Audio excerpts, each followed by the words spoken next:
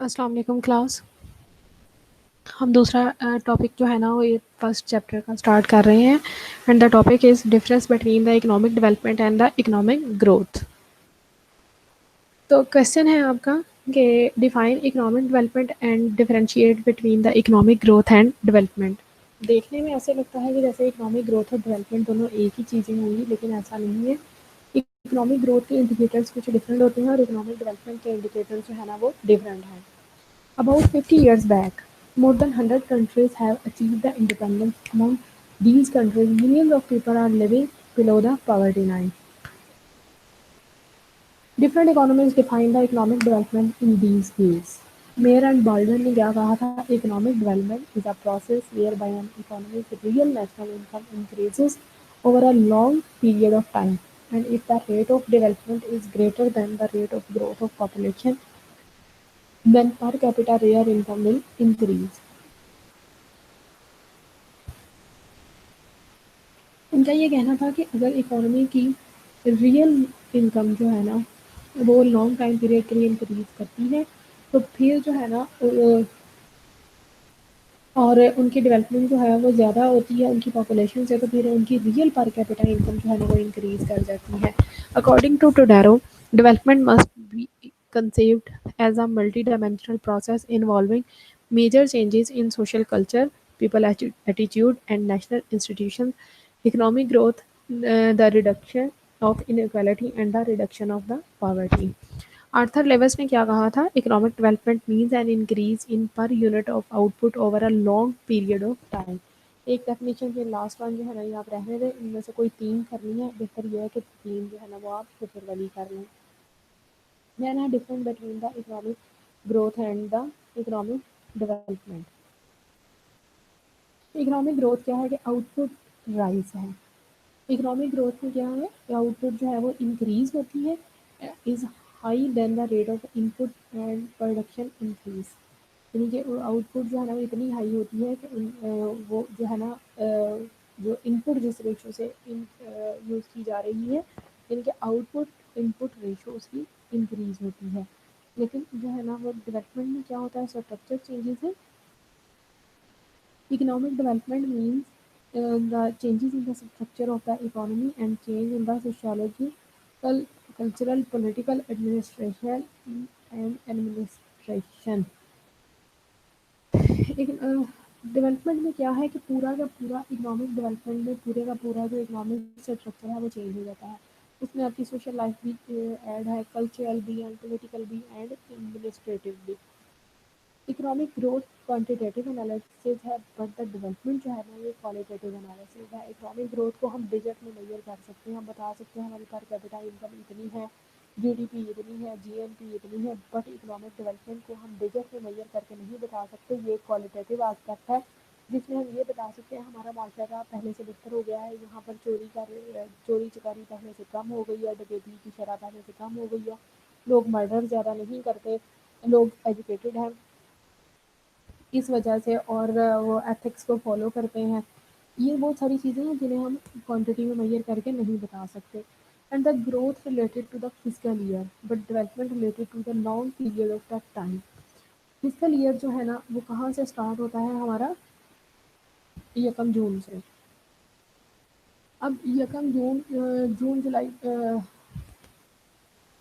Sorry यकम जुलाई से, तो ये यकम जुलाई से नेक्स्ट ईयर तो यकम जुलाई तक हमारा फिजिकल ईयर आता है और उसमें हम देखते हैं कि कितनी हमारी नेशनल इनकम चेंज हुई है और कितनी पर कैपिटा इनकम में चेंजेस आई हैं।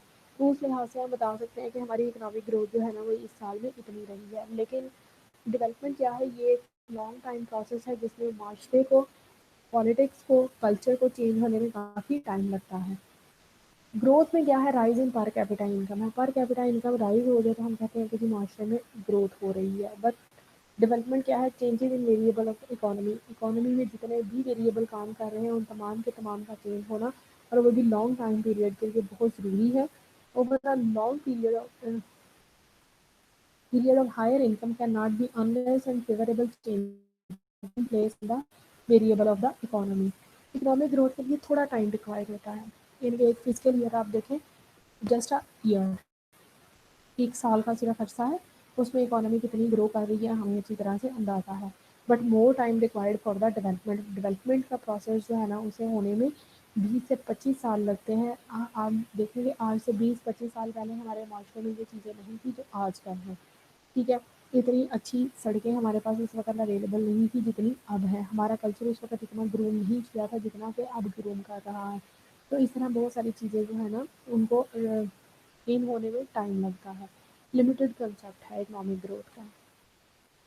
कुछ इंपॉर्टेंट और बेसिक नेसेसिटीज़ को हम देखते हैं, इसके अलावा तमाम चीज़ों को ग्रोथ में इग्नोर कर देते हैं। बट डेवलपमेंट जो है ना ये एक वाइडर और कम्प्रिहेंसिव कंसेप्ट है, जिसमें हम देखते हैं कि इकोनॉमी जो है ना वो एक अच्छी सोसाइटी की तरफ और ग्रोथ की तरफ जो है ना वो मूव कर रही है। है ना ईज़ी टू मेजर है, जीडीपी या जीएनपी मेजर कर लें तो इकोनॉमिक ग्रोथ जो है उसको मेजर कर लेते हैं, but it development is difficult to measure क्योंकि बहुत सारी चीज़ों के साथ इसे रिलेट करना पड़ता है। रिलेटेड टू वॉल्यूम है, volume of production of goods and services जो है ना वो उससे रिलेट करती है, लेकिन उनकी जो क्वालिटी है उसे हम इग्नोर कर देते हैं। लेकिन जो है ना डेवलपमेंट क्या है, ये प्रोडक्शन के साथ रिलेट तो करती है उसके वॉल्यूम के साथ, लेकिन उसके साथ साथ क्या है कि गुड्स एंड सर्विसेज की जो इम्प्रूवमेंट है, क्वालिटी इम्प्रूवमेंट जो है उसे भी हम इग्नोर नहीं करते। मोर आउटपुट है, जितनी ज़्यादा आउटपुट होगी उतनी ही इकोनॉमिक ग्रोथ जो है ना वो उसकी स्टेटमेंट होगी कि ये ज़्यादा हो रही है।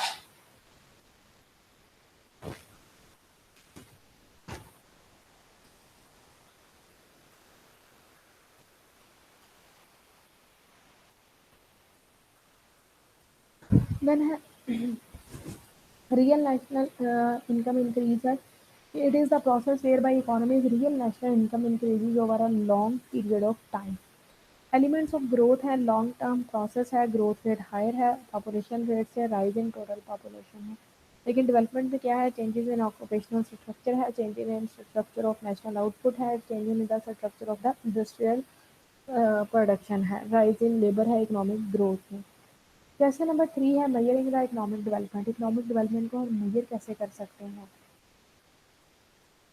आर्थर लेवर्स ने क्या कहा था कि economic development means increase in output of a country over a long time period. ठीक है, और जो है ना वो कॉलमन का कहना है कि development can be considered as a process of improvement with respect of a set of values. इसको मेजर कर सकते हैं सबसे पहले नेशनल इनकम से। नेशनल इनकम इसका एक बेसिक इंडिकेटर है। If the national income is increasing a country is developing, but if the national income is not increasing that we said that country is not developing. इसके advantage क्या है, study of different sector है, इसमें हम बहुत सारे sector की study करते हैं, लाइक एग्रीकल्चर है, इंडस्ट्रियल है, सर्विस सेक्टर है।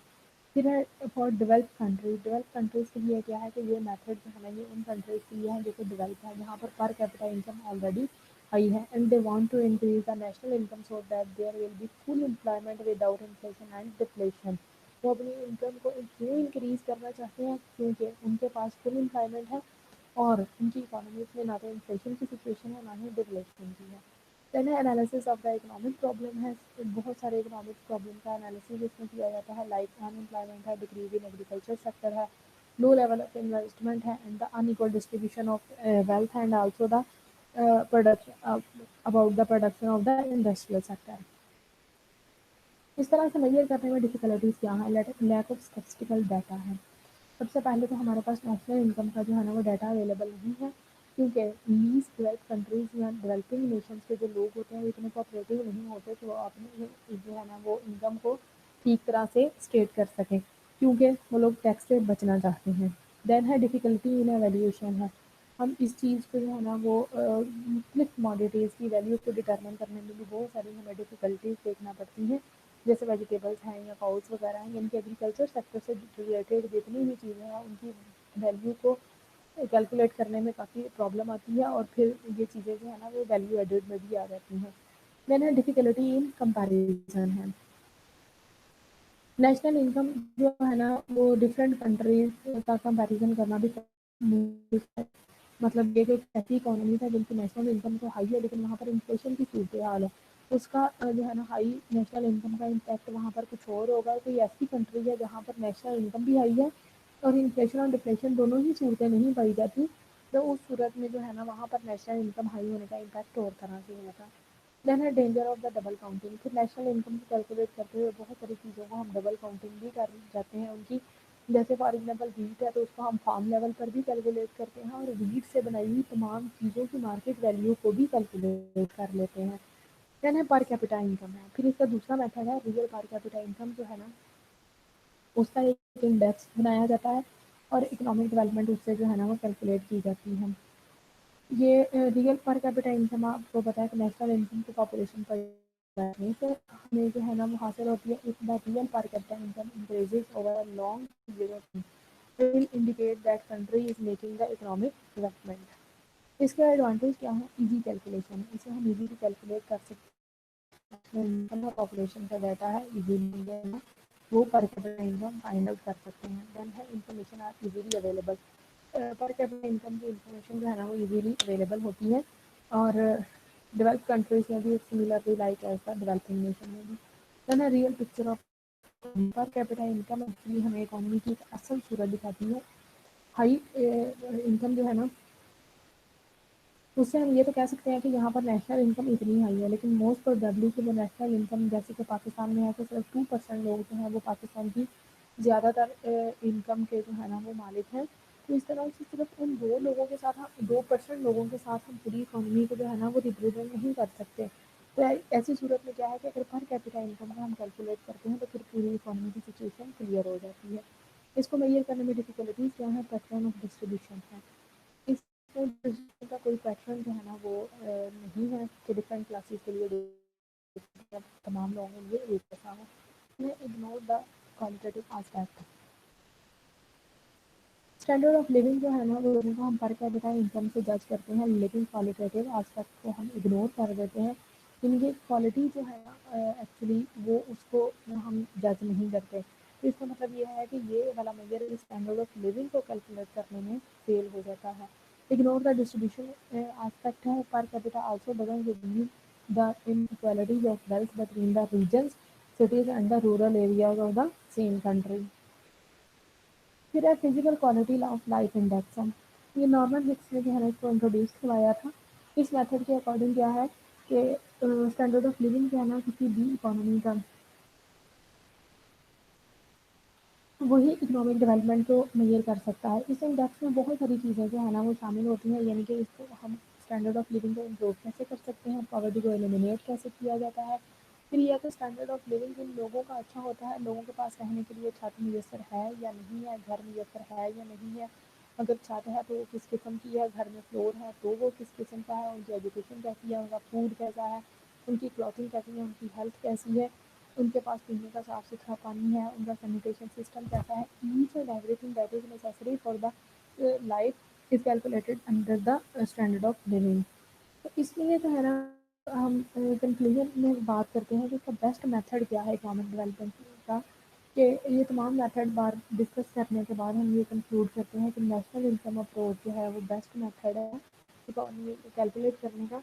क्योंकि फिजिकल लाइफ इंडेक्स में ये है कि बहुत सारी चीज़ों को कैलकुलेट करना पड़ता है। ह्यूमन डेवलपमेंट इंडेक्स एक डाटा सेट अवेलेबल है और उस में जो है ना HDI में वहाँ पर इन सारी चीज़ों का डाटा होता है, लेकिन वो हर ईयर अपग्रेड नहीं किया जाता। एक तो उसमें प्रॉब्लम ये है। तो इस वजह से जो है ना वो हम कह सकते हैं कि नेशनल इनकम अप्रोच जो है ये एक बेस्ट मेथड है जिसमें हम इकोनॉमिक डेवलपमेंट को कैलकुलेट कर सकते हैं। आपका आज का टॉपिक इतना ही था। ये छोटे छोटे 2 क्वेश्चन हैं, तो होपफुली आप इन्हें अच्छी तरह से अंडरस्टैंड कर लेंगे और इन्हें अटैम्प्ट भी कर लेंगे अच्छे तरीके से। तो बच्चों, अल्लाह हाफिज़।